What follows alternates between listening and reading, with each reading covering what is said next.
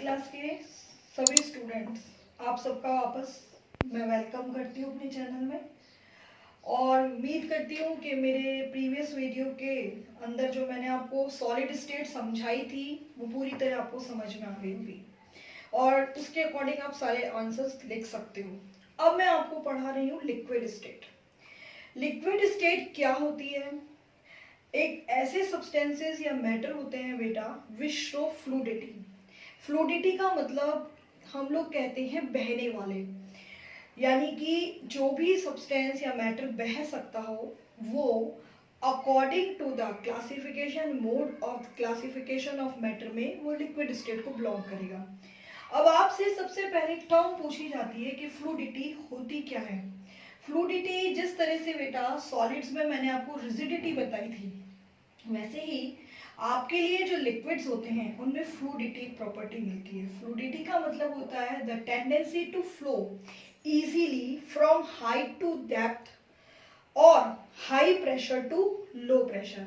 देखो बेटा, रिजिडिटी जो पार्टिकल्स के अंदर क्लोजली पैक्ड होते हैं, इंटर पार्टिकल स्पेस कम होने के कारण वो एक दूसरे के पास रहते हैं। फ्लूडिटी के अंदर क्या होता है, लिक्विड्स के अंदर थोड़ा सा पार्टिकल्स में इंटर पार्टिकल स्पेस डेवलप होता है, या हम ये कह सकते हैं उनके पार्टिकल्स में मॉडरेट स्पेस आने लगता है।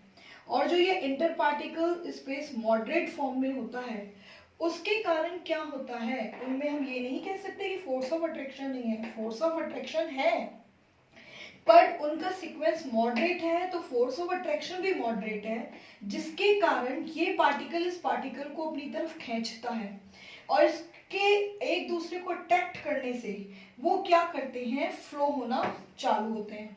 लेकिन ये जो फ्लो होता है ये हमेशा कैसे होगा, हाइट, आप ऊपर से पानी नीचे गिरते हैं बहुत जल्दी नीचे आता है, या फिर आप लोग क्या करोगे, जैसे कि हम लोग दो वेसल्स ले लें और एक वेसल्स के अंदर हम लोग ज्यादा पानी रखें, ठीक है, और एक में हम कम, तो पानी इस तरह से आने लगेगा।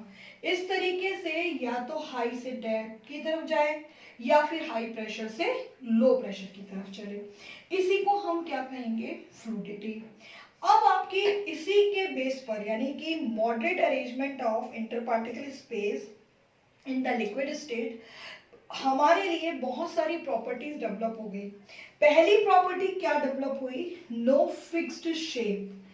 क्योंकि बेटा इनके अंदर मॉडरेट स्पेस है इसलिए फोर्स ऑफ अट्रैक्शन भी मॉडरेट है, और मॉडरेट होने के कारण या less force of attraction compare then of solid, इसके कारण इनमें फिक्स शेप नहीं होता।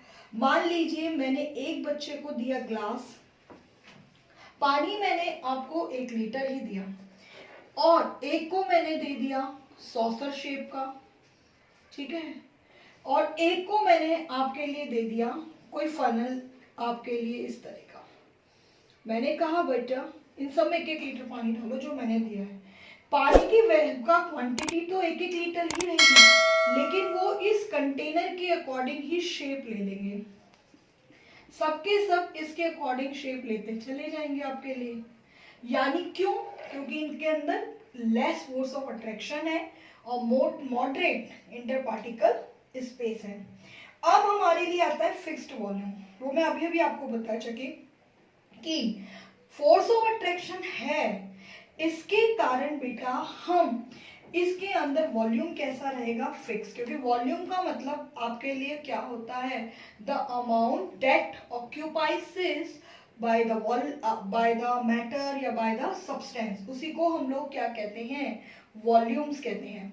और वॉल्यूम तो आपके लिए इसमें भी 1 लीटर है, इसमें भी 1 लीटर है, 1 लीटर है।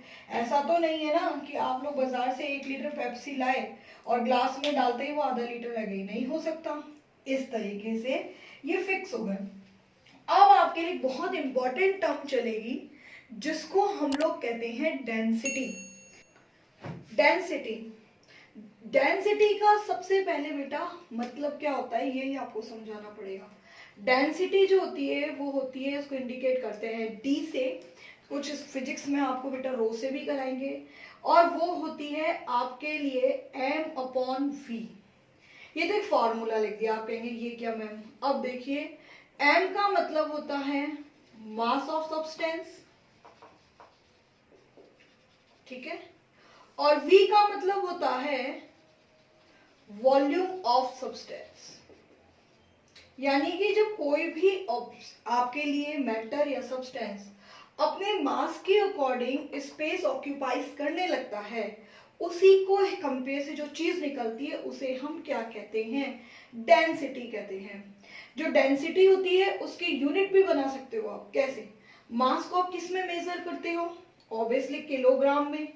और वॉल्यूम को किस में कहा जाता है? लीटर। यानी इसकी डेंसिटी की जो यूनिट है वो क्या बनेगी? किलोग्राम पर लीटर।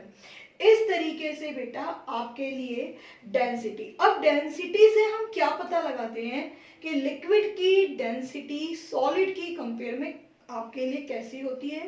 कम। और जिनकी डेंसिटी कम होगी वो हमेशा फ्लोट करेंगे, जिनकी ज्यादा होती जाएगी वो सिंक होते जाएंगे। आप लोग वाटर हमेशा फ्लो होगा, ऊपर आएगा, लेकिन अगर मैं इसमें जैसे ही वुडन ब्लॉक आपके लिए आयरन का ब्लॉक डालूं तो वो नीचे आ जाएगा। अब आपके लिए मैंने अपने वीडियो में बताया था kinetic energy, the energy that is possesses virtue of motion. वो काइनेटिक एनर्जी जो होती है वो आपके लिए इसमें कैसी होती है? मॉडरेट होती है। ये कैसे निकाली जाती है इसे मैं आपको पढ़ाऊंगी जब मैं मेरा टॉपिक डालूंगी ना डिफ्यूजन तब। अब आपके लिए आता है बेटा, इसी से एक और चीज बनती है डिफ्यूजन।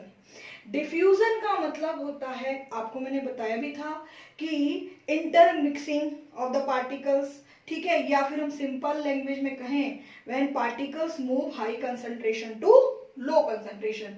इसमें जो डिफ्यूजन होता है किसकी कंपेयर में? सॉलिड की कंपेयर में वो बहुत तेज होता है। तेज क्यों होता है? क्योंकि सॉलिड के अंदर तो पार्टिकल्स में स्पेस नहीं होता, लेकिन बेटा जो आपके लिक्विड्स होते हैं उनके अंदर इंटर पार्टिकल स्पेस डेवलप होने लगता है। जब इंटर पार्टिकल स्पेस आपके लिए डेवलप होगा तो धीरे धीरे आपके लिए क्या होने लगता है? उनमें मूवमेंट भी होने लगेगा, और उस मूवमेंट के होने से काइनेटिक एनर्जी भी बढ़ेगी और डिफ्यूजन भी बढ़ेगा। अब आपके लिए डिफ्यूजन के बेस पर लिक्विड्स को दो पार्ट में डिवाइड करा, वॉलेटाइल और नॉन वॉलेटाइल। वॉलेटाइल का मतलब होता है बेटा आपके लिए जिनको अगर हम हीट करें या ऐसे लिक्विड्स बहुत जल्दी फ्लो हो जाते हो या बहुत जल्दी गायब हो जाते हो गर्म, जैसे आप उनको रूम टेम्परेचर पे खुला छोड़ो या थोड़ा सा भी हीट मिले, वो वॉलेटाइल होते हैं। नॉन वॉलेटाइल होते हैं जो जल्दी से आपके लिए ना तो इवेपोरेट होते हैं, ठीक है, डिसअपेयर नहीं होते। जैसे वॉलेटाइल में आता है अल्कोहल, पेट्रोल, स्प्रिट, और नॉन वॉलेटाइल में आपके लिए आती है ग्लिसरीन, जो कि बहुत धीरे धीरे, और आपके वेजिटेबल ऑयल, ये सब कैसे होते हैं? Non volatile. यानी कि इनमें डिफ्यूजन बहुत जल्दी होता है। जैसे आप कहीं पर अल्कोहल या आप ये मान लीजिए स्प्रिट होती है जो डॉक्टर लोग लगाते हैं दवाई, ठीक है, उसकी अगर अपन बॉटल खोलते हैं तो वो सब जगह फैल जाती है स्मेल जल्दी। पर अगर हम लोग ग्लिसरीन लगाएं या वेजिटेबल ऑयल घर में खोलें तो क्या आपको पता चलता है? क्या नहीं चलता। क्यों? क्योंकि उनमें डिफ्यूजन रेट कैसी होगी? कम होगी। पर है दोनों लिक्विड्स, पर ये किसके बेस पर हमने क्लासिफाइड करा है? डिफ्यूजन के ऊपर क्लासिफाइड करा है। अब हमारे पास में कुछ और आएंगी कंपेरेटिव, वो देखिए।